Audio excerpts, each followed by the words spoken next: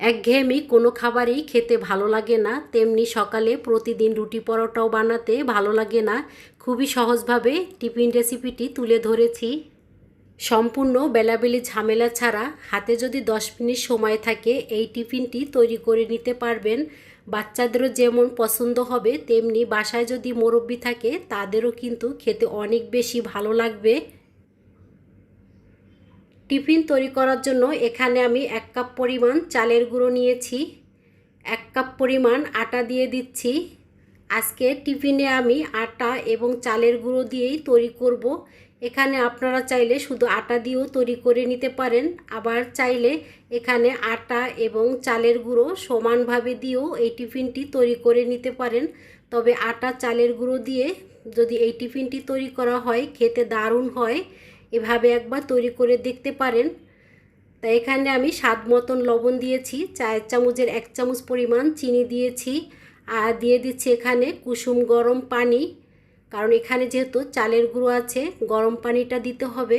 এখন আমি hand which দিয়ে ভালো করে ফেটিয়ে নিচ্ছি। তো সামান্য পরিমাণ আবার পানি দিয়ে দিচ্ছি। আজকের রেসিপিটি বানানো যেমন সহজ, খেতেও তেমনি অনেক বেশি মজা। রেসিপিটি ভালো লাগলে একটা লাইক দিয়ে দিবেন ভাই বোনেরা। রেস্টে রেখে দিয়েছি। কড়াইতে পরিমাণ মতন সাদা তেল দিয়েছি, দিয়ে দিচ্ছি রসুন কুচি। রসুন আমি হালকা করে একটু ভেজে নিব। যখন রসুনের থেকে খুব সুন্দর একটা গন্ধ আসবে ওই পর্যায়ে এখানে আমি দিয়ে দিব পেঁয়াজ কুচি। প্রায় 1/2 কাপ পরিমাণ পেঁয়াজ কুচি দিয়েছি এখানে আপনারা চাইলে পেঁয়াজের পরিমাণটা বাড়িয়ে কমিয়েও দিতে পারেন, আপনাদের সম্পূর্ণ পছন্দ মতন। হালকা করে ভেজে নিব। যখন পেঁয়াজ হালকা মজে আসবে ওই পর্যায়ে এখানে আমি দিয়ে দিব গাজর কুচি। আজকের গাজর আমি গ্রেটার দিয়ে গ্রেট করে নিয়েছি, এতে করে গাজরটা অল্পতেই সিদ্ধ হয়ে যাবে। আর এভাবে গ্রেটার দিয়ে গ্রেট করলে দেখতেও ভালো লাগে। এখন আমি ভালো করে মিশিয়ে নিচ্ছি। আপনাদের হাতের কাছে যে সবজি থাকে সেই সবজি দিয়ে এই পুরটাকে বানিয়ে নিতে পারেন। স্বাদ মতন লবণ দিয়ে দিচ্ছি। ঝালের জন্য কালো গোলমরিচের গুঁড়ো, কুচানো কাঁচামরিচ দিয়ে দিচ্ছি। ঝালটা যে যেরকম খাবেন সেই পরিমাণ অনুযায়ী দিয়ে দিবেন। তবে আমি মনে করি সকালের জন্য নাস্তাটা তৈরি করলে ঝালের পরিমাণটা একটু কম দিলেই খেতে ভালো লাগবে। আপনারা চাইলে এখানে লাল মরিচের গুঁড়ো অথবা চিলি ফ্লেক্স দিয়ে দিতে পারেন, সম্পূর্ণ আপনাদের পছন্দ মতন। এই পুরে আমি ধইনা জিরার গুঁড়ো দিব না। এখানে চায়ের চামচের 1/2 চামচ আমি গরম মশলার গুঁড়ো দিয়েছি। আপনাদের হাতের কাছে যদি ম্যাগি মশলা থাকে সেক্ষেত্রে 1 প্যাকেট ম্যাগি মশলার গুঁড়ো এখানে দিয়ে দিতে পারেন। রান্না করা সবজি প্রায় 50% সিদ্ধ হয়েছে। এই পর্যায়ে আমি এক সাইড করে নিয়েছি। দুটো ডিম ভেঙে নিয়েছি, ডিম দুটো দিয়ে দিলাম। এখানে আমি সামান্য পরিমাণ তেল দিয়েছি ডিমটা ভেজে নেওয়ার জন্য। এক সাইড করে নিয়েছি, এজন্য অনেকটাই সুবিধা হয়। আপনাদের যদি এভাবে ডিমটা ভাজতে না ভালো লাগে সেক্ষেত্রে রান্নার প্রথমেই ডিমটা ভেজে আলাদা একটা বাটিতে রেখে দিতে পারেন।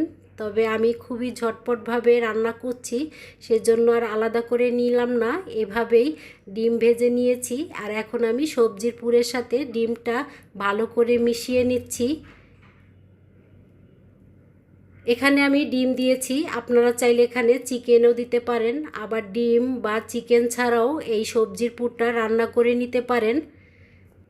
1 টেবিল চামচ পরিমাণ টমেটো সস দিয়েছি, এতে করে এই পুর একটু টক টক হবে আর খেতেও কিন্তু দারুণ লাগবে। তবে আপনাদের হাতের কাছে যদি টমেটো থাকে সেক্ষেত্রে এখানে টমেটো সসের পরিবর্তে টমেটোটাও দিয়ে দিতে পারেন, সম্পূর্ণ আপনাদের নিজের পছন্দ মতন। ভালো করে মিশিয়ে নিয়েছি। এখানে আমি সামান্য পরিমাণ ধইনা পাতা দিয়েছি, এতে করে ধইনা পাতার ফ্লেভারে এই পুর খেতে দারুণ হবে। যাদের পছন্দ হয় তারা দিয়ে দিবেন, আর যাদের ভালো না লাগে তারা স্কিপ করে নেবেন। আর পুর রান্না করা হয়ে গেছে, এক সাইড করে রেখে দিচ্ছি ঠান্ডা হওয়ার জন্য।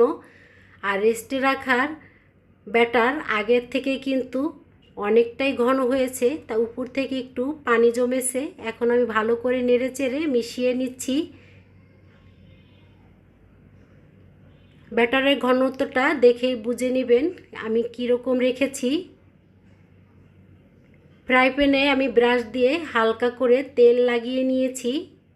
এখানে তেলের পরিমাণ একেবারেই লাগে না, সামান্য পরিমাণ তেল প্রথমে একটু লাগিয়ে নিলেই এই টিফিনটি খুব সুন্দরভাবে তৈরি করা যায়। 2 হাতা পরিমাণ ব্যাটার দিয়ে দিয়েছি। এখন আমি চামচ দিয়ে হালকা একটু নেড়ে বড় করে নিয়েছি।